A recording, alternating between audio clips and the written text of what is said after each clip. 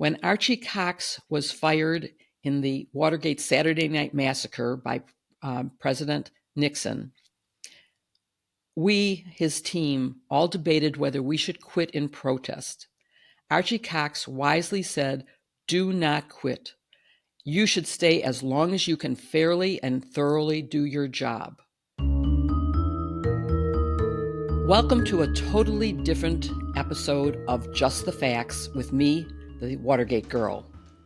Unlike #Sisters-in-Law, the podcast I co-host with Joyce Vance, Barb McQuaid, and Kimberly Atkins Storr, this YouTube show is an interview platform where I talk with great guests about exciting and important issues where they have expertise. But not today. Today, I felt I needed to talk heart to heart with you. I needed to say how I had felt on Election Day and in the days after, and talk about how I transitioned to where I am now. I've given up the notion of leaving the country or giving up and walking away from politics. I was helped by the encouragement I got from many of you, either on social media or through my website's email, and I thank you for that. It really made a difference to me. I can also be reached for those of you who haven't reached out. My website is just jillwinebanks.com, and the email is jillwinebanks@gmail.com. I was also helped by advice from others, including the words of my husband, Michael, and his Zen master, as well as my conversations with two of my favorite groups, the Quints, who I've referenced before, and the Bridesmaids, and other friends as well, plus Substacks that I read and other sources. They all help me. And I know from listening to you that, like me, you are feeling some of the pain that I felt. And I'm hoping that today I can help move you past that to somewhere better, somewhere that will encourage you to take action and be hopeful. I also hope that you will share your feelings with me, whether you're in a good place or a bad place. You can always reach me through my website. And I want to say it's time for all of us to work together to change the makeup of Congress in 2 years and of the White House in 4. But more importantly, we must all talk to the other half of our beloved country to understand how the Democratic Party failed them so badly that they voted for Trump. Let's face it, we are now the minority of voters, and maybe of all Americans, because we don't know about all the voters who sat out this election and whether they were leaning Trump or not. I do not believe that those who voted for Trump are all racists or misogynists or xenophobes. Some are, but many are not. Many see their place in life and our economy as challenging and feel threatened and want it to be better. I believe they will soon see that the policies Trump will pursue will hurt them, not help them, and that they were better off under Biden-Harris than they will be in the next 4 years, and that they will therefore vote differently in 26 and 28. Before the election, I was anxious, even fearful, that the outcome would diminish our freedoms. I listened to Trump's words and believed he meant them. So I had grounds to worry, even though I believed he would have to violate the Constitution and the rule of law to implement his policies and promises. I read Project 2025 and met the author of the Department of Justice chapter, and it terrified me. But I have never let fear stop me. I turned fear into action, and so I went from anxious to action.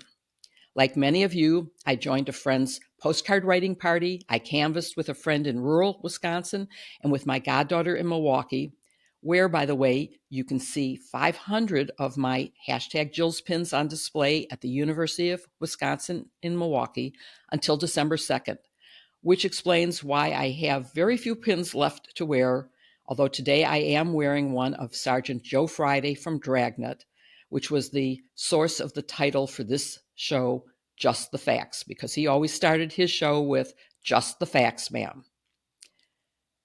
I stayed on Twitter, or X as it is now known, because I hoped I could reach some who believe what Elon Musk posts and what Trump does. and because otherwise X would be a platform for one point of view only. I talked to a friend who either believes Fox and Trump or at least thinks that every politician is a liar, a view I do not share. I tried to show her facts. I tried to bring her around to voting for Harris. I don't think I succeeded, and that disappoints me. I I tried to show a stranger in a locker room that facts were very different than what she believed. She thought that no woman could ever be president because no woman could ever stand up to the bullies. This conversation happened before the debate, and I wonder how she feels now that Vice President Harris really took down a bully. She won fair and square. The reason that I'm doing the Just the Facts show with guests is to give perspective and facts. But my pre-election anxiety and action turned to angst and depression long before midnight on election day. From your social media posts, I know many of you felt the same. I am an optimist by nature and looked for the silver lining, but I found none. My mind went from depression to disbelief that so many believe Trump would or could help them, given his words, slurred and jumbled as they are, and his swaying to music rather than answering questions, and given his criminal convictions, his misogyny, his racist behavior, his embrace of dictators and oligarchs, and his lack of values or a platform that would help any of us, plus his pending criminal cases and his adjudicated civil liability to so many, to say nothing of his lies. Worse, I couldn't understand how anyone could think Trump and Project 2025 was good for them or our country, and that the Democrats wouldn't do better for them. Yes, I talked to people in Wisconsin who told me they didn't care about his criminal convictions because every businessman does what he did, and that he was only prosecuted because the Democrats went after him for political reasons. That's so not true, but he believed it when he said it. And he believed it because of right-wing propaganda and because Trump says it often and loudly. All of this isn't true. I even talked to a veteran whose mind I did change. She was doubtful about Harris, but when I pointed out to her that a man who could not enlist in the Army because he was a convicted felon would be the commander-in-chief, she suddenly realized what it meant to her. Then my depression and disbelief turned to denial that it could be true, and then to shock and self-blame that we didn't understand why Trump won and hadn't communicated facts effectively enough to change voters' minds. What did we fail to see and why? But those questions then moved me past despair once again to action. They have motivated me to work to understand why so many voted for Trump and what Democrats could have done differently and can do prospectively. I am not pointing fingers, blaming Kamala or Biden or anyone else, but acknowledging we lost. And let me give you two reasons why I think we lost, at least in part. First, we weren't listening, or at least not really hearing, what so many in America felt. Secondly, we delivered our message through the wrong channels, so we weren't heard. Podcasts and social media reach far more people than canvassing and postcards, and even more than MSNBC, the New York Times, the Washington Post, NBC, ABC, CBS combined. And let me be clear, as a New Republic, in an article I'm going to post a link to in this show notes, makes clear it's right-wing social media and right-wing channels that set the agenda for Trump. It was there in plain sight, and we didn't see it. Democrats can and must do better. So I am moved to action to work on that with experts. You will hear them on this show going forward. I still believe that the Democrats' message, values, and policies are the right ones for all Americans, and that we need no alteration to those policies. But how Democrats say it and through what channels they communicate it does need to change. The premise of this show is that facts matter. but they matter only when they are heard and understood. Post-election surveys indicate that many did not understand the facts of what Donald Trump was saying or the consequences of what he was promising. They also didn't understand the accomplishments of the Biden-Harris administration. The word fascist was used a lot, but it means nothing to many people in America. Whereas when Donald Trump said she's a low IQ person, everyone understood that. We have to talk in this show, and Democrats must talk to voters so that they will be understood using the language that people use. Having this action plan makes me feel better, as did the emails and social media posts from you. But there are two special things I read that moved me from despair to hope. One was something that my husband Michael, who is a Buddhist, got from his Zen master. She reported that members of her Zen group had shared thoughts and feelings about the election and agreed on an action plan going forward. Two of their conclusions resonated strongly with me. As a non-Buddhist, I hope I'm correctly interpreting what she wrote about their conclusions. And Tricia, forgive me if I misinterpret your meaning. But she wrote, "Whatever happens, remember to see the wholeness of others." That means, as I interpret her words, that we must see the good in and the needs of those who voted for Trump and try to stay in communication with them and understand them. We cannot change their minds without this. Secondly, she wrote that Sangha is a jewel. Take refuge and treasure it. I interpret Sangha as a community, one like we have here right now between me and all of you who are listening or who will listen to a replay of it. There is comfort and strength in community, so protect it and make it inclusive in every way possible. Michael Zen Master also forwarded a post written by a founding teacher of the Zen Peacekeeper Order and the head teacher at the Green River Zen Center in Massachusetts. Her name is Eve Marco. It is too long to read to you, so I'm going to post a link to it in the show notes. But I think I can summarize some of her main points, and that those summaries will make you want to read the full piece and to take action. She is known as Roshi Marco, and she wrote, and I'm going to read this quote, "I went to sleep on Tuesday evening way too early to catch any preliminary results of our national election. Slept well and was stunned by the headlines on Wednesday morning. There he was again, the man of the hour, the man of the past 8 years, the man I'd hoped not just to lose, but to go to prison. This time the word Trump triumphs flashed next to his name."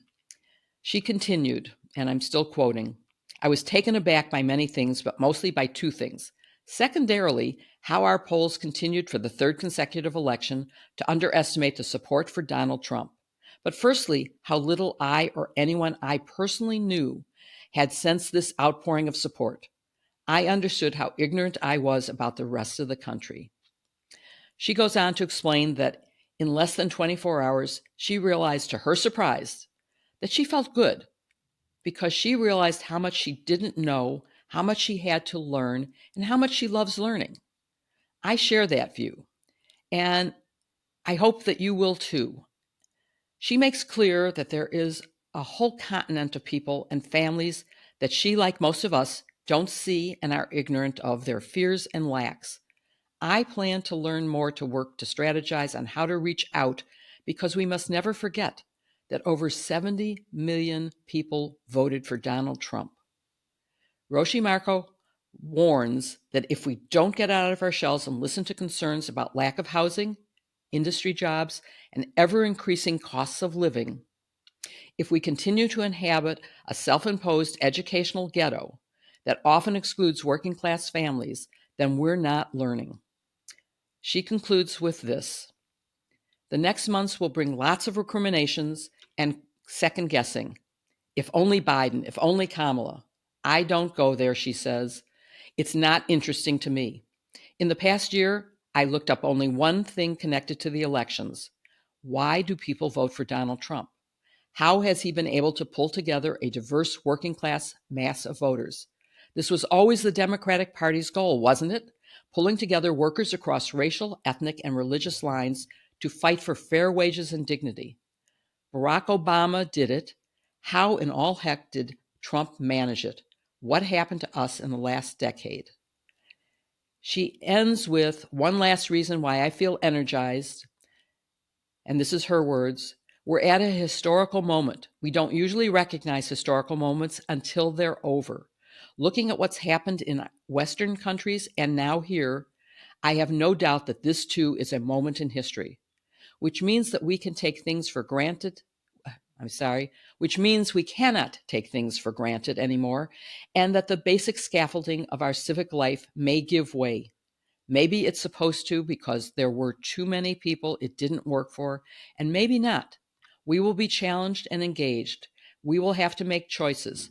Moments in history mean movement. They also mean opportunity. I hope that these words today ring true to you and encourage you and energize you all as it has me. Now let's get to work. And before I close, I do want to say today is Veterans Day. And I want to acknowledge and celebrate that. Some of you may know that I served in the Pentagon during the presidency of Jimmy Carter. I thank all veterans and current service members for their role in protecting our freedoms and our way of life. My respect for our servicemen and women is enormous. It is equally great for the civil servants and career prosecutors in the Department of Justice, where I started my career. Their job in the next Trump administration will be difficult, but it is essential that they stay. When Archie Cox was fired in the Watergate Saturday Night Massacre by President Nixon, we, his team, all debated whether we should quit in protest. Archie Cox wisely said, "Do not quit. You should stay as long as you can fairly and thoroughly do your job." And that is what I urge everyone at the Department of Justice to do. Do not give up. Do not quit. You are one of the bulwarks, one of the guardrails that can help us prevail going forward. I know that the job that you have is even harder given the Supreme Court's immunity decision, a gift to an unworthy recipient. But just because your job is hard doesn't mean you shouldn't do it. Thank you for taking on the role. Thank you all for listening, and I hope that you will join me in taking action.